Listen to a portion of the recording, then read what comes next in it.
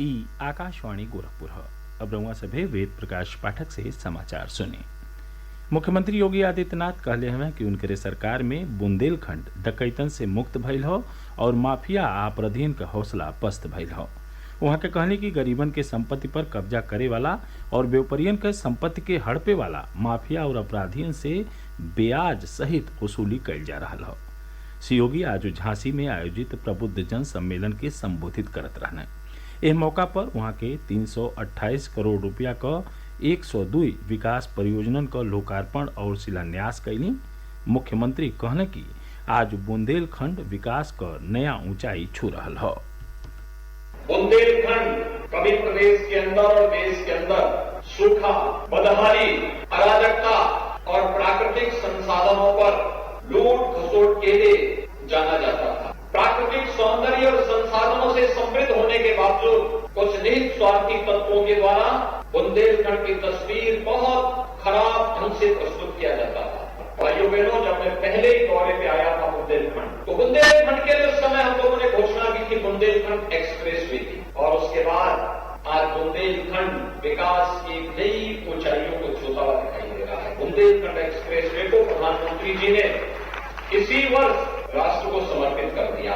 अब चित्रकूट से दिल्ली की दूरी सचमुच 5 घंटे में तय हो जाती है। ये वही बुंदेलखंड था जहां से आवागमन अत्यंत दुरूह था, आज दूरी घट चुकी है, आवागमन आसान हो चुका है।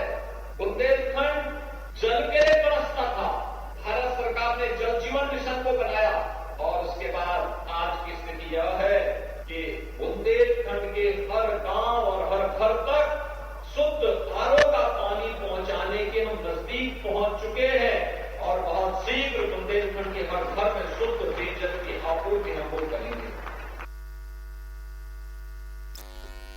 मुख्यमंत्री योगी आदित्यनाथ आज प्रयागराज में 1295 करोड़ रुपया क 284 विकास परियोजना क लोकार्पण और शिलान्यास कैने। वहां के मौका पर आयोजित प्रबुद्ध जन सम्मेलन के संबोधित करत कहनी कि प्रधानमंत्री नरेंद्र मोदी अगला 25 बरस के अमृत काल के भारत बदे बहुत खास बतावत 5 प्रण क बात कहले हमें। एहमे से एगो प्रण विरासत पर गर्व कैल हो। मुख्यमंत्री कहने कि उनकर सरकार यही के तहत भारत के पौराणिक संस्कृति और विरासत का सम्मान कर रहा हो। वहाँ के कहने की अयोध्या में भव्य राम मंदिर का निर्माण चल रहा हो। बनारस में काशी विश्वनाथ धाम का लोकार्पण हो चुकल हो और मिर्जापुर में विंध्य कॉरिडोर का निर्माण जारी हो। वहाँ के कहने की प्रदेश सरकार बरिस 2025 में होखे वाला प्रयागराज कुंभों के भव्य रूप से आयोजित करी। कानून व्यवस्था के संबंध में मुख्यमंत्री कहना कि पछिलकी सरकारन में माफिया विकास में बाधा बनत रहना, बाकी उनकर सरकार माफिया और अपराधियन के खिलाफ कड़ेर कार्रवाई कैले हवे। श्री योगी कहला कि माफिया के कब्जा से जमीन मुक्त करा के गरीबन का मकान बनावल जा रहा हो।